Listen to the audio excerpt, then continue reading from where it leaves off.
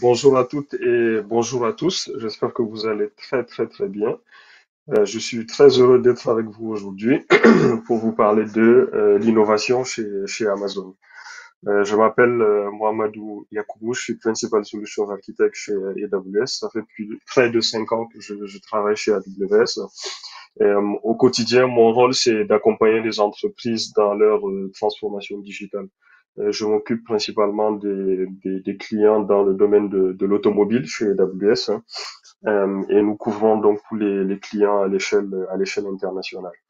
Et de temps en temps, je fais ce genre de talk parce que nos clients nous demandent beaucoup comment Amazon fait pour innover. Donc, en plus d'aider les clients dans leur transformation digitale au quotidien, bah, je délivre aussi ce genre de talk pour partager un peu notre approche à l'innovation. Donc, avant de commencer, un petit disclaimer, nous ne disons pas que c'est la meilleure, c'est la seule et unique façon d'innover. Il y a énormément de façons d'innover. Vous en avez vu d'autres probablement dans votre vie professionnelle. Mais cette approche est celle qui marche avec Amazon. Donc nous voulons un peu partager avec les autres entreprises pour qu'elles voient aussi comment elles peuvent les réutiliser au quotidien.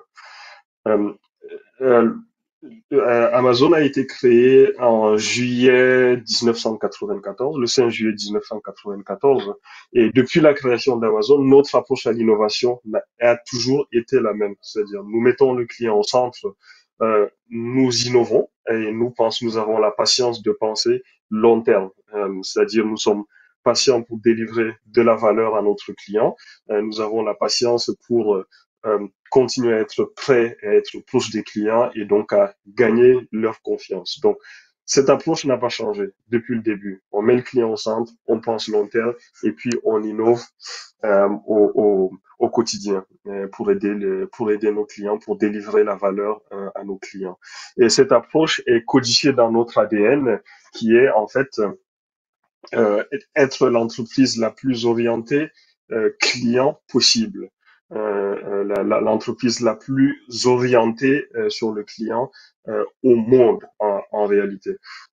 Et donc cette mission, cette approche est codifiée donc comme je le disais dans notre mission, et cette mission est intentionnellement large parce que nous parlons de clients, nous ne donnons pas spécifiquement quel type de client en particulier, parce que nous pensons que nos clients nous viennent de partout, de toutes les industries, et nous pensons également que chaque client a un besoin particulier, a une envie spécifique, et nous voulons en fait d'être proches de ces clients pour les aider à résoudre ces challenges, ces problématiques spécifiques.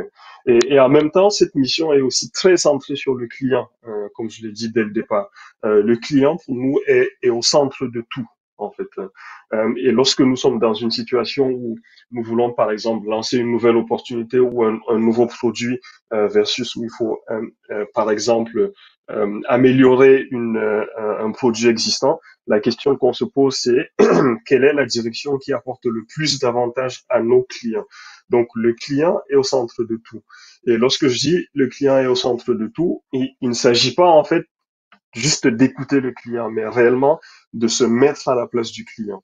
Et donc chez Amazon, on a donc développé un mécanisme qu'on appelle le working backward, qui consiste à commencer par le client. Donc on se met dans la position du client, on se met dans les chaussures du client pour comprendre en fait ses besoins, pour comprendre les challenges que le client veut résoudre, et on utilise donc ces challenges-là pour proposer des solutions innovatives, hein, en utilisant des technologies innovatives pour résoudre ces challenges.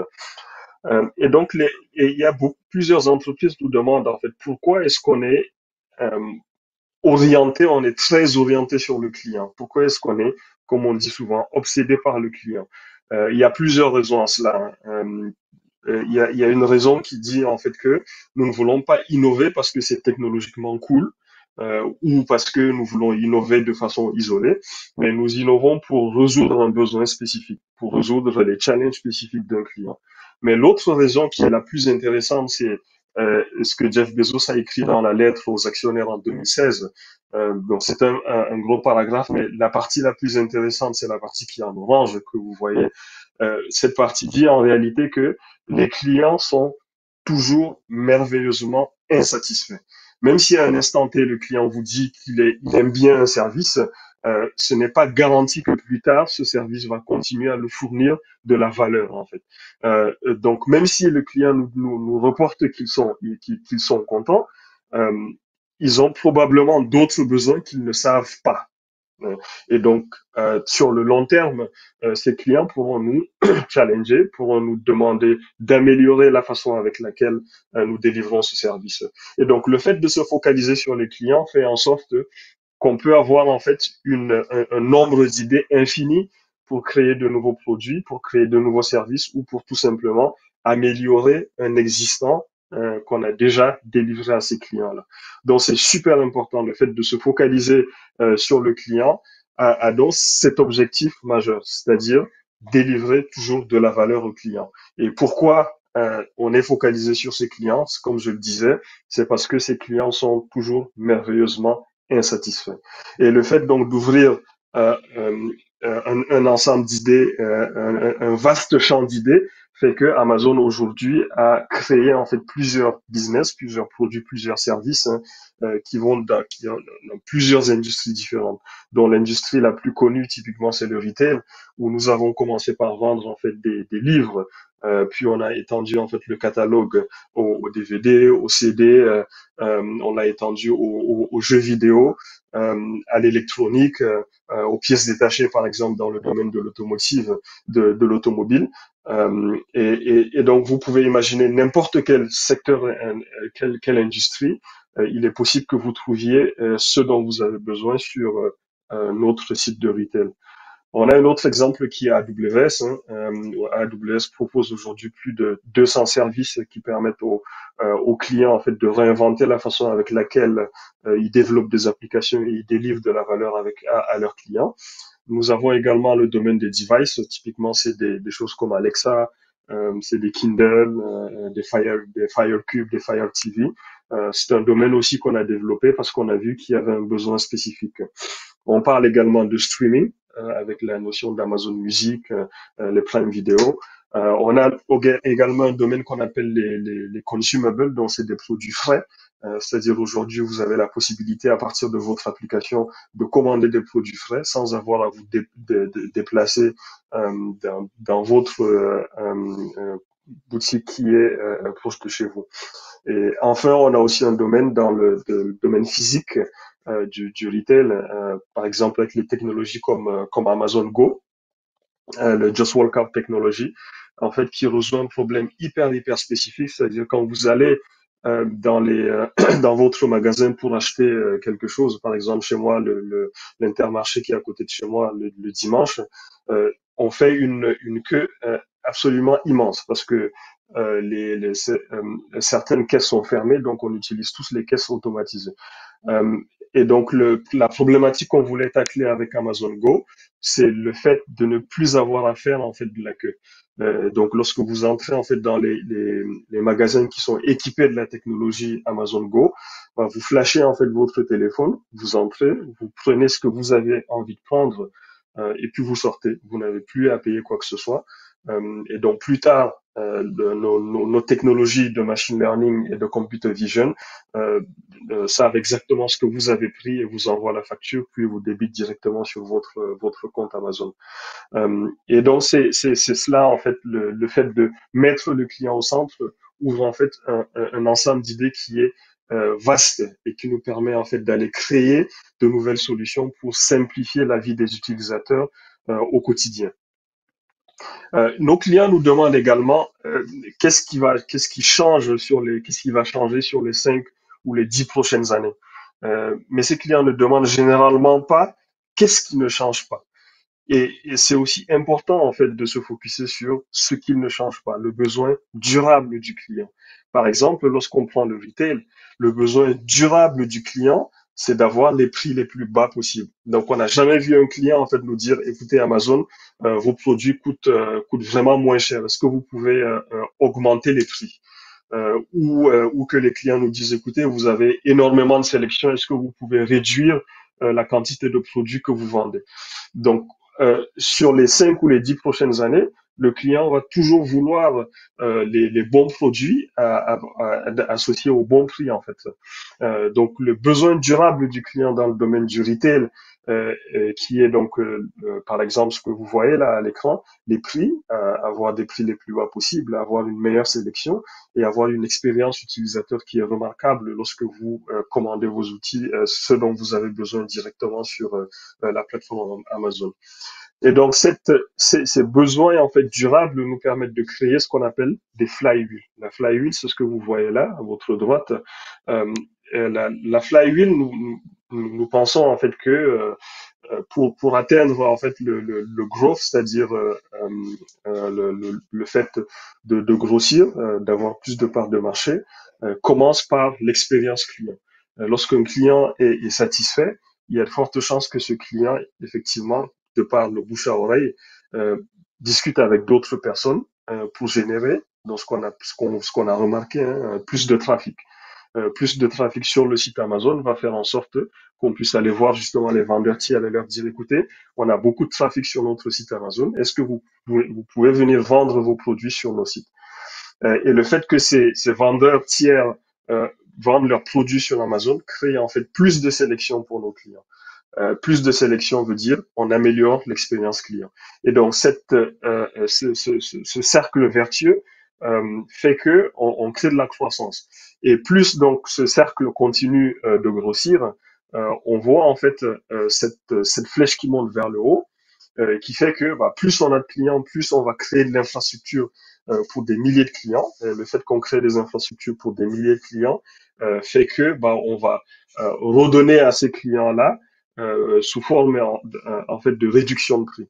Et plus on réduit de prix, plus on améliore aussi l'expérience client. Donc c'est ce qu'on appelle en fait les flywheels qui nous permettent en fait de définir en mettant au centre ce qu'on a envie de mesurer comme impact pour nos clients. Donc voilà, je vous ai un peu parlé du background d'Amazon, comment on pense, notamment en mettant le client au centre, en pensant long terme et en innovant de façon continue avec ses clients. Et on a la patience d'être vraiment dans le long terme pour délivrer de la valeur et gagner la confiance en fait de nos clients sur le long terme. Et chez Amazon, en fait, il n'y a pas une équipe qui est centralisée en fait qui est localisée à Seattle, qui définit en fait l'orientation de l'innovation au sein de la compagnie. Nous pensons que chaque personne, chaque leader chez Amazon, chaque Amazonien a la possibilité d'innover, a la possibilité de penser out of the box, de créer de nouveaux produits et services et d'améliorer l'expérience utilisateur. Et pour cela, en fait, on a bâti 4 piliers qui permettent de pousser l'innovation à la périphérie de l'entreprise, c'est-à-dire faire en sorte que chaque personne dans l'entreprise puisse innover à son niveau. Et ces piliers sont la culture, les mécanismes, l'architecture et l'organisation. Donc, je vais prendre du temps là pour aller dans chacun de ces piliers pour vous expliquer comment on les utilise pour faire en sorte que chaque personne dans l'entreprise puisse innover au quotidien. Donc, on commence par la culture. Euh, lorsque Amazon a été créé, à l'époque, il était en fait facile pour la leadership team de participer à tous les meetings et de s'assurer en fait que chaque employé de l'entreprise mettait le client au centre, pense long terme et innove. Mais plus l'entreprise grossit, c'est-à-dire plus on recrute des personnes, il était impossible en fait pour cette leadership team de participer à tous les meetings. Donc elle a pris du recul en fait, elle a analysé donc en fait les leaders qui ont plus de succès chez Amazon. Et la leadership team a vu en fait ce que ces leaders exhibent en termes de qualité, en termes d'approche, et sur la base de ce que ces leaders font et discutent, la façon avec laquelle ces leaders discutent avec les clients. La leadership team a donc créé ce qu'on appelle les leadership principles. Les leadership principles en fait permettent de codifier la façon avec laquelle le mindset en fait pour permettre d'innover en fait avec nos clients. Et il y en a 16, hein, et sans surprise, comme vous le voyez, hein, on a la Customer Obsession qui commence en premier. Il n'y a pas un ordre particulier en fait dans les leadership principles. Et ces leadership principles ne sont pas forcément faits pour être en harmonie. En fait, la façon avec laquelle on voit les leadership principles, c'est nous permettre de prendre les décisions de façon rapide lorsqu'on est face à un dilemme client. Et comme vous le voyez, il y a certains leadership principles qui peuvent me mettre en contradiction. Par exemple, quand on prend le think big, c'est-à-dire on prend du recul, on pense plus large, on pense à une vision, versus le dev deep, où à l'inverse, on nous demande d'être dans le détail. Mais lorsqu'on on pense en fait de façon beaucoup plus large à ça, ça a du sens en réalité. Imaginons lorsque vous voulez créer un nouveau produit ou un nouveau business, il est important d'avoir une vision beaucoup plus long terme, donc de think big, mais en même temps, la vision sans le plan d'exécution n'a aucun sens. Et donc, un dev deep pour créer un plan d'action. Donc, à chaque instant, on jauge en fonction de la situation dans laquelle on se trouve, la décision à prendre, quel leadership principle nous aide à prendre les meilleures décisions, à s'orienter vers la direction qui apporte le plus de valeur à nos clients en réalité. Et donc, il y a deux leadership principles en particulier que je vais explorer avec vous aujourd'hui qui sont vraiment liés à l'innovation. Avant de commencer, je voulais juste rajouter, en fait, tous les leaders, tous les Amazoniens, en fait, on leur demande d'appliquer ces leadership principles au quotidien. Donc, ce n'est pas une histoire de marketing, en fait. C'est des choses qu'on voit au quotidien. C'est dans le langage des Amazoniens. Dans n'importe quelle situation, n'importe quelle réunion, même lorsque parfois les gens sont en train de prendre leur pause, ils peuvent prendre des exemples liés au leadership principle. C'est des choses que les Amazoniens vivent au quotidien parce que voilà, c'est embeddé dans l'ADN de la compagnie. Et on utilise aussi ces leadership principles lorsqu'on fait du recrutement, par exemple, en fonction des rôles et du niveau de nos solutions architectes ou n'importe quel autre rôle. Ces personnes sont jugées en fait par rapport à ces leadership principles parce que c'est très important. C'est la culture qui est au centre de tout. Donc, on va analyser deux leadership principles. Le premier s'appelle Invent and Simplify. C'est un leadership principle qui est très important quand il s'agit de faire l'innovation. La partie la plus intéressante est encore en orange, c'est-à-dire chez Amazon, lorsqu'on innove, on accepte d'être incompris pendant une longue période de temps. C'est-à-dire l'innovation qu'on fait dès le départ n'est pas forcément comprise par tout le monde et nous sommes OK avec ça. Nous comprenons que ça peut prendre du temps pour que les gens l'adoptent et il n'y a pas de problème à cela. J'ai plusieurs exemples. Par exemple, le Kindle. On a commencé à créer en fait le Amazon Device, en particulier les Kindle, il y a beaucoup d'analystes qui se sont un peu exclamés et qui ont dit mais pourquoi est-ce que Amazon qu'est-ce que Amazon connaît en fait dans le monde du device? Pourquoi est-ce qu'Amazon ne se focuserait pas sur son domaine qui est le retail, optimiser au maximum, optimiser ses marges au maximum? Et qu'est-ce qu'Amazon connaît dans le domaine du device? Mais en réalité, nous avons l'idée initiale que cette équipe Kindle cherchait à tacler, c'est le fait de donner en fait plus de lecture aux lecteurs avides. Donc le premier device qui a été créé, qui est en blanc que vous voyez à votre gauche, je vous l'accorde, ce device est moche en réalité, mais l'idée initiale de cette équipe était en fait de créer une expérience de lecture qui est tellement remarquable que ce device qui est moche disparaîtrait en fait de la main du client. Il serait, pour eux, c'était génial en fait pour n'importe quel lecteur où qu'il se trouve de chercher un livre qu'il a envie de lire et lorsque la personne a une connexion internet, bah, de l'acheter immédiatement, de télécharger ses livres et de commencer à lire en moins de 60 secondes. C'était ça la proposition de valeur initiale que les gens n'avaient pas forcément compris dès le départ. Et donc le problème qu'on essaie de résoudre ici pour le lecteur est évidemment le fait de disposer des livres physiques. Si vous êtes un lecteur avide, vous avez certainement énormément de livres chez vous, bah, il faut les stocker, il faut les garder quelque part. Peut-être que chez nous, effectivement, en Afrique, on a de l'espace, mais ce n'est pas forcément le cas partout ailleurs. Donc, ça reste un problème réel en réalité. Et donc, le fait d'avoir un device Kindle en quelques secondes, vous pouvez télécharger le livre que vous voulez, commencer à le lire, est une proposition de valeur extrêmement disruptive. Et en réalité, la mission initiale de cette équipe est n'importe quel livre publié dans n'importe quelle langue en moins de 60 secondes. Et bien évidemment, on n'a pas laissé ce device tel quel. Hein. Avec le temps, on a optimisé ces devices, on a créé des formes beaucoup plus avancées, comme ce que vous voyez à votre droite, des formes qui ont beaucoup plus de CPU, beaucoup plus de mémoire, et il y a même certains devices qui sont résistants à l'eau. Donc c'est ça en fait la notion d'invent and simplify. C'est-à-dire l'innovation peut être euh, liée à la création de nouveaux produits, mais ça peut être aussi la simplification d'un processus existant. Et on est OK sur le fait d'être incompris sur une longue période de temps parce que nous croyons à ce que nous faisons, nous croyons au challenge que nous cherchons à résoudre et nous sommes prêts en fait à prioriser notre mission versus ce que l'industrie a comme compréhension à un instant T.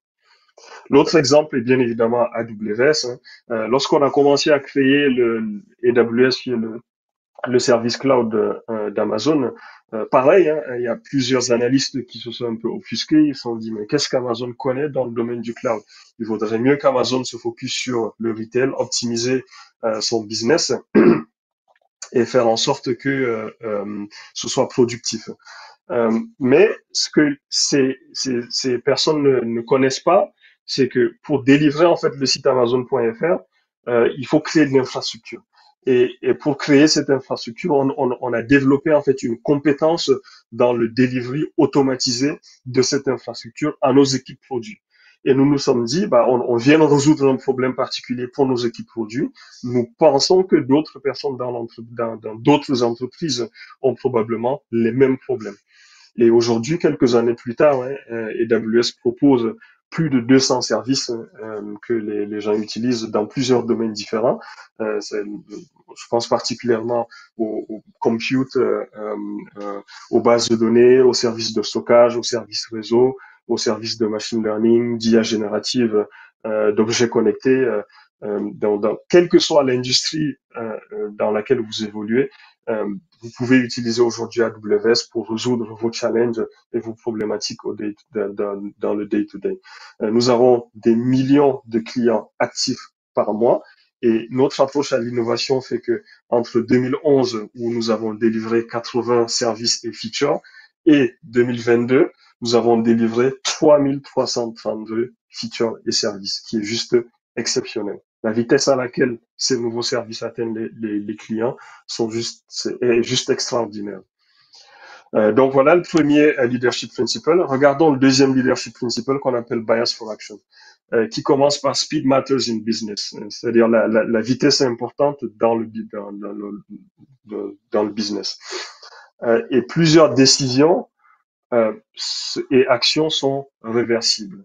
C'est-à-dire lorsqu'on est dans une situation, il faut prendre des décisions de façon véloce.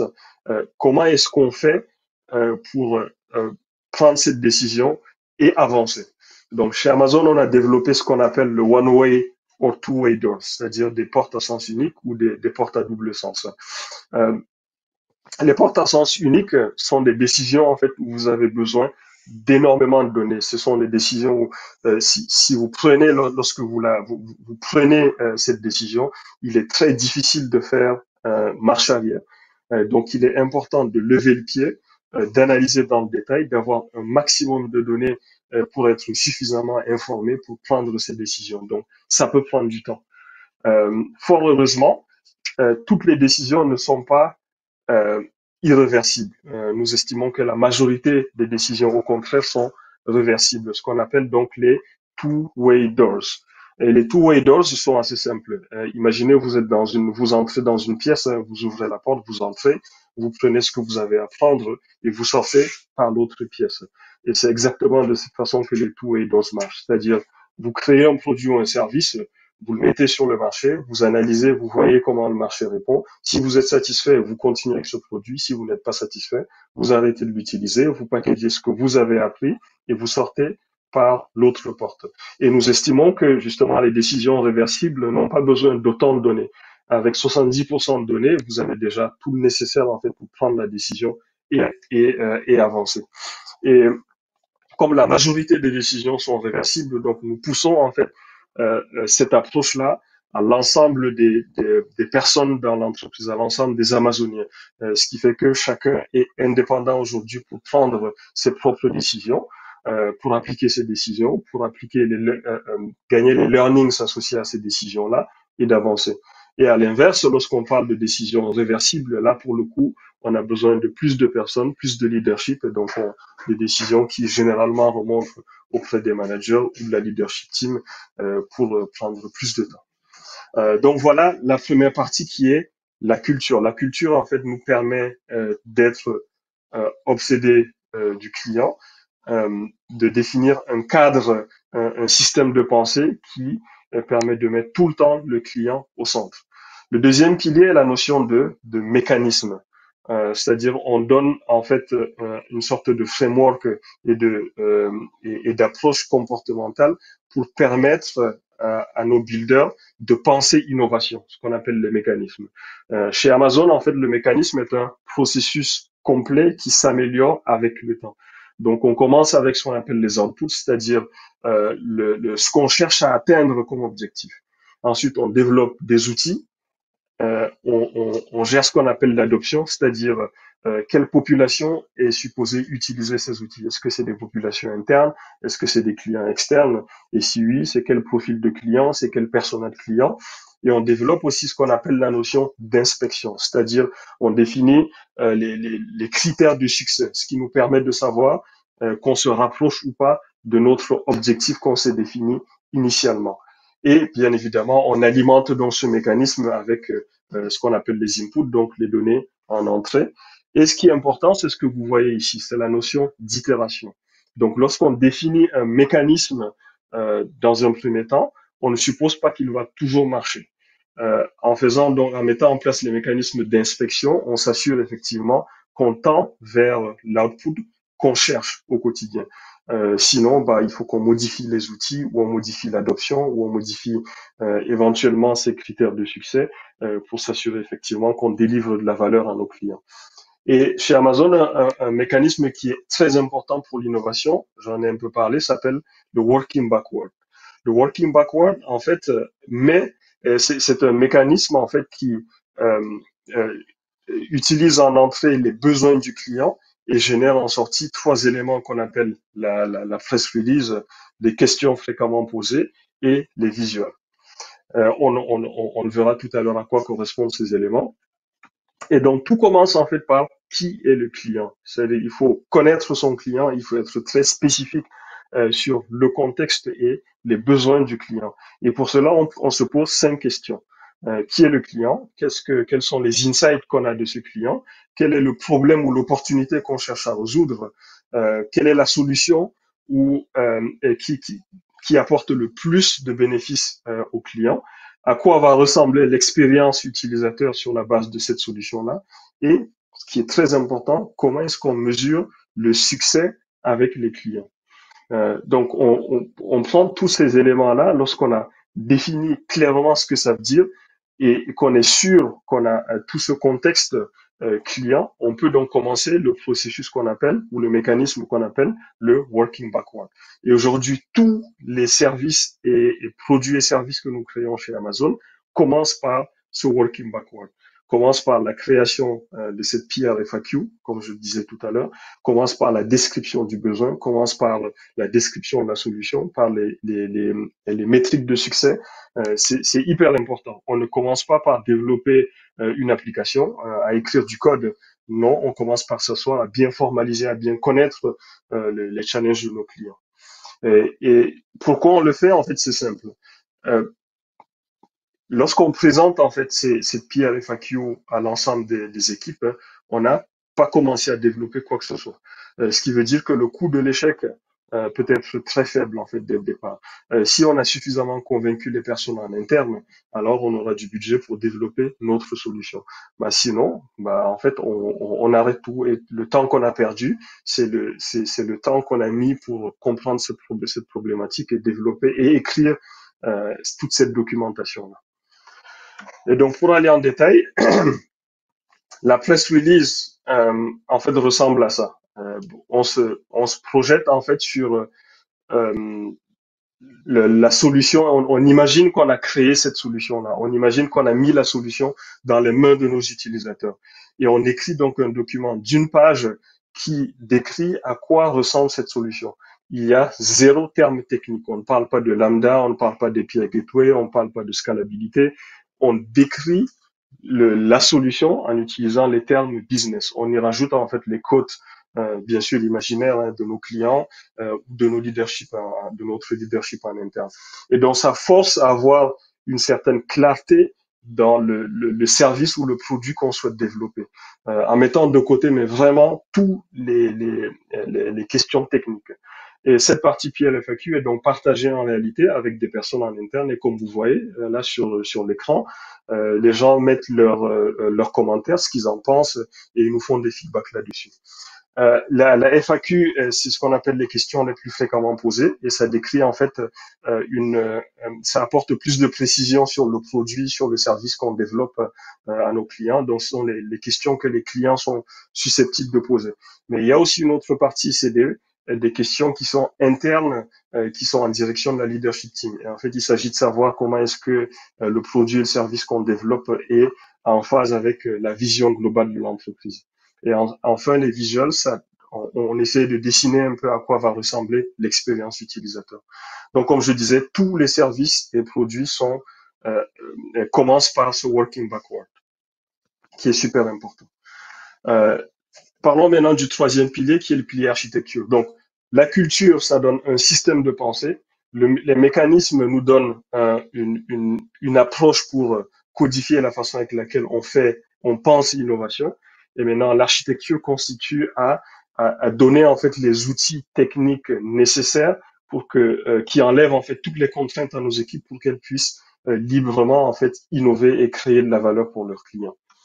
Euh, je pense en 1999, au début des années 2000, Amazon a complètement changé de trajectoire. Donc au départ, on avait un gros monolithe je parle du site Amazon FR, c'était desservi par un gros monolithe et il était en fait difficile d'innover parce que chaque changement que vous faites, bah, vous êtes obligé de recompiler en fait tout le code base et les impacts peuvent être et effectivement les impacts peuvent être énormes. Donc, ce qu'on a fait à partir des années 99-2000, c'est qu'on a découpé en fait ce monolithe en approche microservice. Donc, on a mis beaucoup de découpling entre les modules et chaque module, chaque microservice sert un besoin et un service particulier. Un service ne fait pas plusieurs choses à la fois. Fait une simple chose de façon efficace. Et toute la logique business est encapsulée derrière les API.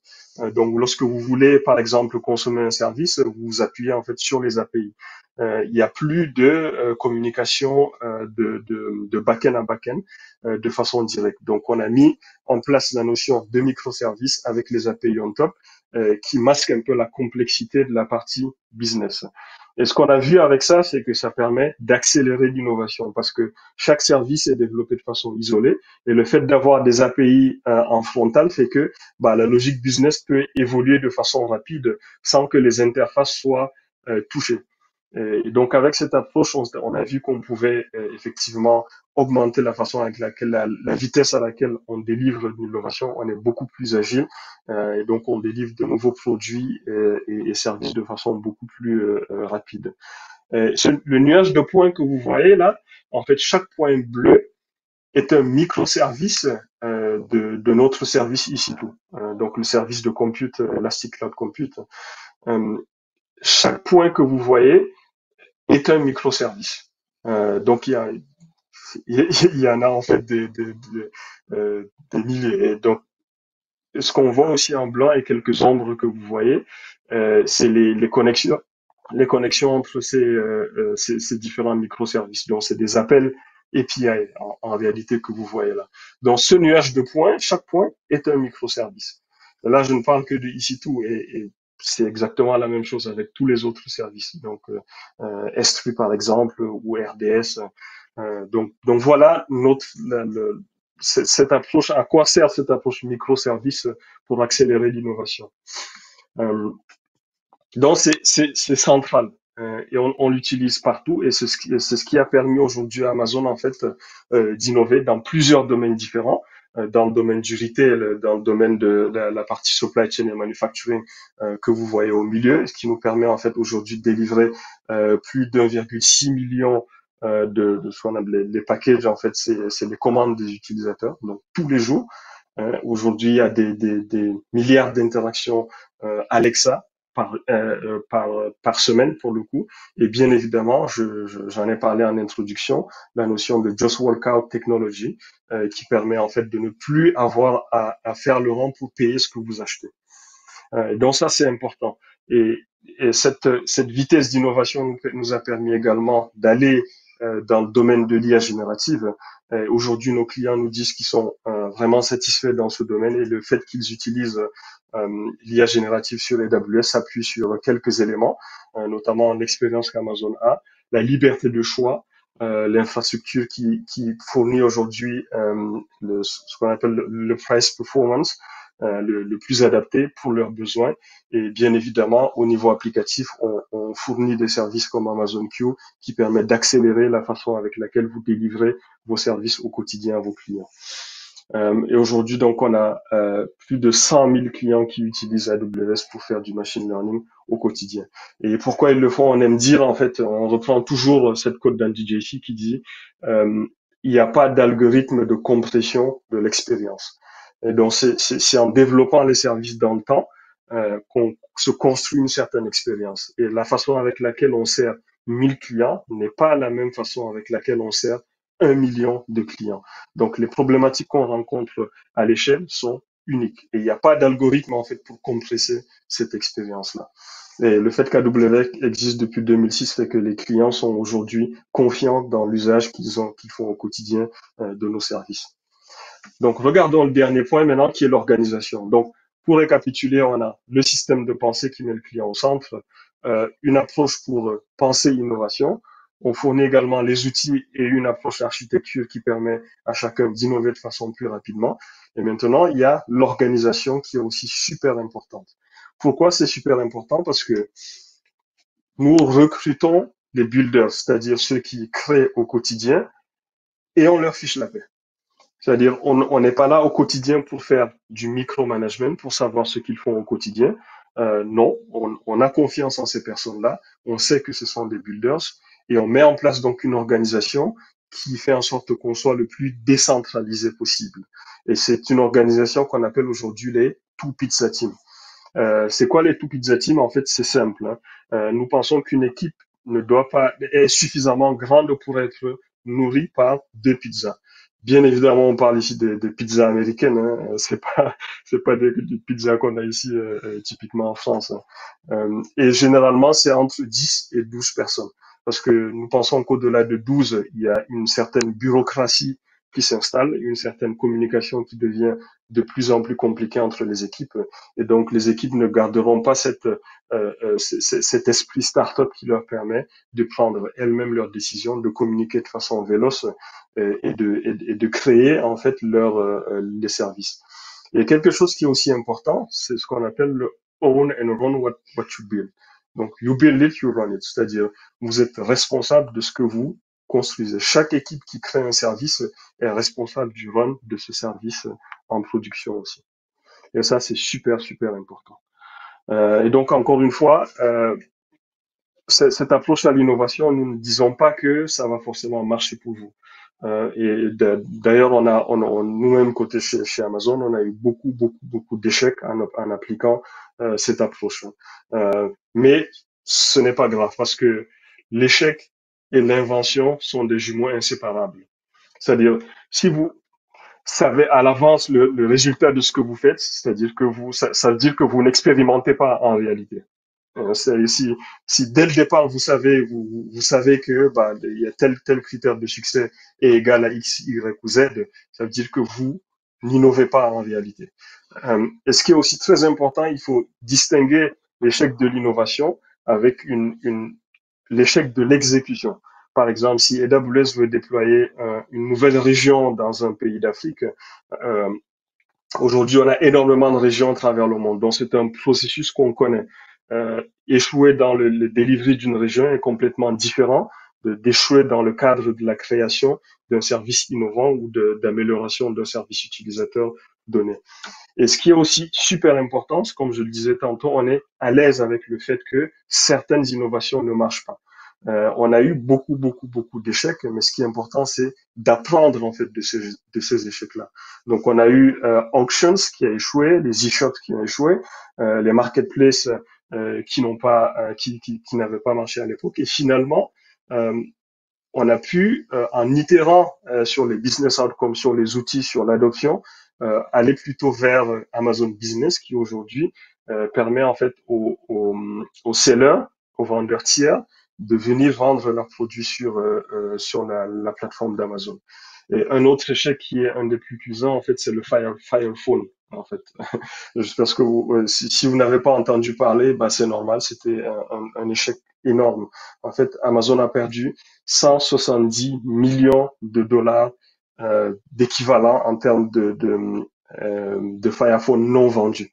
Donc, lorsque on les a produits, bah, vous prenez tout ce qui est invendu, bah, l'équivalent, c'est 170 millions de dollars. Et qu'est-ce qui s'est passé? Est-ce qu'on a euh, viré cette équipe? Absolument pas. Donc on a capitalisé en fait sur la connaissance que cette équipe a développée. Et cette équipe a été donc relocalisée sur la création de choses comme Alexa, qui est aujourd'hui un des succès mondiaux. Donc, pour récapituler, la culture, les mécanismes, l'architecture et l'organisation, ce sont les quatre piliers que nous utilisons pour pousser l'innovation à la périphérie des entreprises et faire en sorte que chacun dans l'entreprise soit un builder et puisse tout seul prendre ses propres décisions, créer de la valeur pour leurs clients, pour leurs propres clients. Vous aussi, vous pouvez le faire. Il y a plusieurs façons d'innover chez AWS. Hein. Je parlais de working backward, des engagements de type working backward. Mais vous pouvez le faire avec votre équipe de compte hein, si vous travaillez déjà avec AWS. Ou sinon, si vous avez des questions, des choses que vous voulez voir, ben, vous pouvez aussi directement me contacter. Donc voilà ce que je voulais partager avec vous. Quelque chose de très important. Votre feedback est super important pour nous. Donc vous pouvez prendre 2 minutes, scanner ce QR code et laisser un feedback à mon intention pour que on puisse typiquement améliorer au quotidien ce que nous faisons. Euh, donc, je vois quelques questions. Du coup, l'innovation chez Amazon est liée au challenge. Oui, absolument. Nous pensons que chaque client est particulier.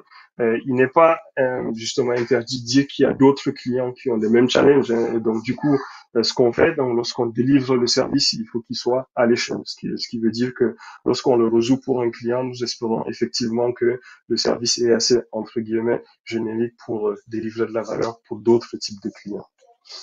Est-ce que ces innovations sont déjà effectives en Afrique? Oui, bah vous pouvez typiquement utiliser AWS n'importe où en Afrique. Hein, vous vous connectez sur votre console, vous sélectionnez la région que vous voulez et vous commencez à utiliser les services. Pareil que pour le Kindle, donc il n'y a pas, à ma connaissance, une limite régionale pour le coup. Quel est le meilleur entre AWS et Azure? C'est une question intéressante. Euh, Mais malheureusement pour toi, Israël Samuel, euh, moi je me focus sur mon client. Je ne me focus pas sur ce que la compétition fait.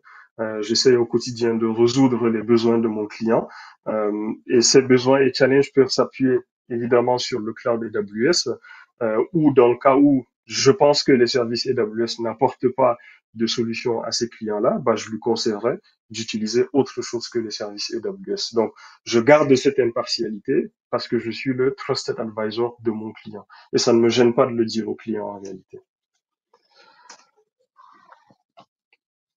La réponse ne sera pas objective. Ouais, Fauzi, j'espère que ma réponse t'a apporté en fait sa satisfaction. Donc, encore une fois, je ne compare pas AWS à Azure. Ce qui m'importe, c'est mon client.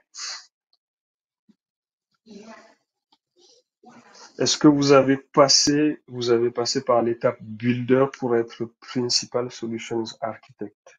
Qu'est-ce que ça veut dire l'étape Builder?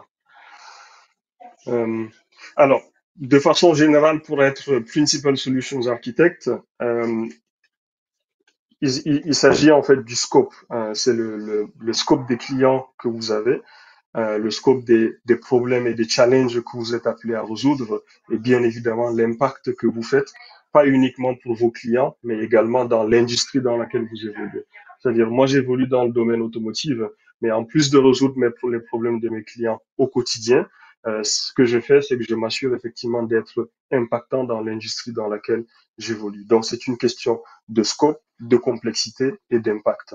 Et on voit en fait, lorsque vous êtes chez AWS, on met en place en fait tous les mécanismes et les coachings en place pour aider en fait les solutions architectes au quotidien pour progresser dans leur profil de carrière en fonction de ce qu'ils ont envie de développer. AWS était le meilleur aux autres concurrents et comment. Donc ça, c'est ce que j'ai répondu tout à l'heure. Euh, je me focus sur mes clients. Ce qui est important pour moi, c'est résoudre les problèmes de mes clients. Et encore une fois, je garde mon impartialité. Si un service AWS ne correspond pas à mon client, bah, je lui demanderai de ne pas utiliser ce service. Point final. Euh, donc voilà, comment favoriser une culture d'innovation au sein de l'organisation, encourageant la créativité, la prise de risque et la collaboration. Ça, c'est une super question, et c'est ce que j'ai essayé d'expliquer au travers en fait des piliers qu'on a développés.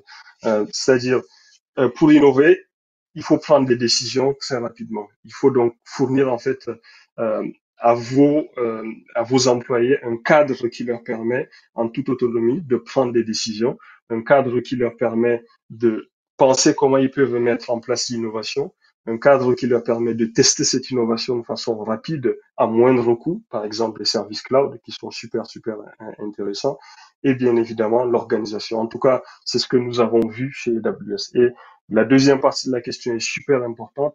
La prise de risque est, c'est quelque chose qui a de la valeur chez AWS. Bien sûr, les risques sont mesurés parce que il y a cette pierre FAQ qui permet de bien baliser ce qu'on fait dès le départ, ce qu'on a envie de faire dès le départ. Et cette prise de risque, peut produire en fait des résultats super comme AWS, hein, comme le Kindle ou comme le Just Workout Technology. Mais de la même façon, ça peut produire des Firefall qui sont des flops. Et il faut être OK avec ça. Il faut être OK avec ça. Ça ne veut pas dire que tout le monde a mal fait, en fait, son travail. Mais ça veut juste dire que peut-être qu'il y a un angle qu'il faut considérer. Donc, on prend nos learnings, on va les appliquer ailleurs. Vous arrive-t-il à déroger ce processus d'innovation, par exemple pour rattraper des concurrents sur un segment? Non, les produits et services s'appuient sur le working backward, parce que encore une fois, on ne s'appuie pas sur ce que les concurrents veulent ou les concurrents font. C'est une approche qui marche peut-être pour d'autres entreprises, hein. Il y a des entreprises qui regardent en fait ce que les concurrents font et très rapidement ils essayent de développer pour matcher en fait à ce concurrent-là. Chez Amazon, non. Nous, on fait du working backward, on s'appuie sur ce que le client veut pour développer notre innovation. Et donc, working backward, c'est important partout. Le concept de one-way door, c'est-à-dire les portes à sens unique. Alors, conscient du temps, je vois on est un peu euh, euh, à la limite du temps. Euh, Peut-être c'est Locanté, vous pouvez me contacter après pour qu'on puisse développer là-dessus, hein. Pareil pour Fauzi et pour Fatou. Donc n'hésitez pas à me contacter, Israël Samuel, pour qu'on puisse explorer cette partie-là. Je vous remercie énormément d'avoir participé à la session. En tout cas, moi j'ai pris du plaisir à partager encore une fois avec vous. J'espère que ça vous a permis d'apprendre. Donc voilà, si vous avez des questions, bah, vous avez mon mail, vous avez mon LinkedIn, n'hésitez pas à me contacter. Merci beaucoup.